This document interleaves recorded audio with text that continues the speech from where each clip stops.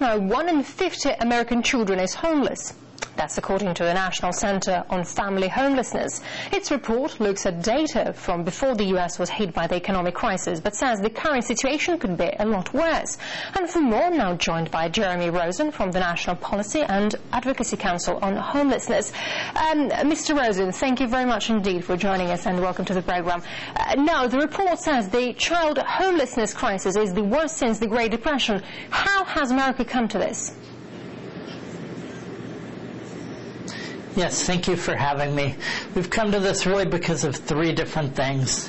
First, we've certainly had an economic and foreclosure crisis, which has resulted in many families losing their home and many homeowning families going straight from foreclosures to homeless shelters. We've also seen an economic crisis which is causing folks to lose their jobs, and families are becoming homeless. And finally, over the past 8 years, we saw an economic policy under the Bush administration that really favored wealthy Americans and didn't do very much to address the needs of lower-income people. Yeah, but the report says things could be worse. How bad can things get? Well, as you correctly noted, the report uses data from 2005, 2006, and certainly that was before the beginning of the worst of the economic downturn. So I think we can expect, as I'm hearing from people who work in communities around the United States, that things have gotten worse since that time.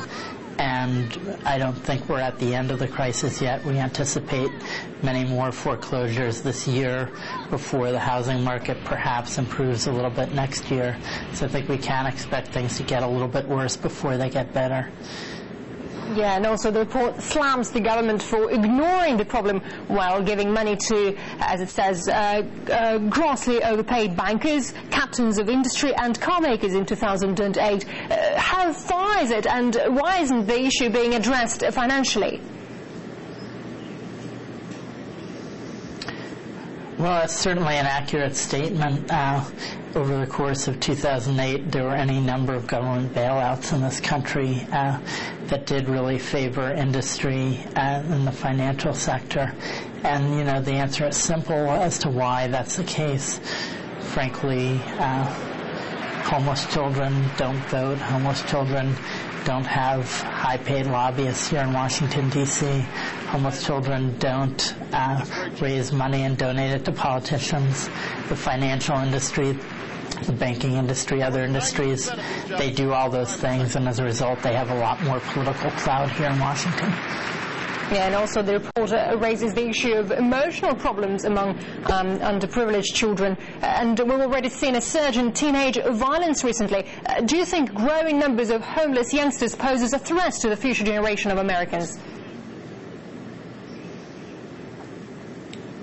Well, I want to make a distinction there. I think growing homelessness poses a threat to those children and youth who are homeless. It's harmful to their educational development. It's harmful to their health. It's harmful to their sense of well-being and their ability to succeed in school and go on to have productive careers. So I think it's a threat to the children and youth themselves who are homeless. I don't think it's a threat to society as a whole. I don't anticipate rising violence from homeless children and youth. Sure. All right, Mr. Jeremy Rosen, thank you very much indeed for your time.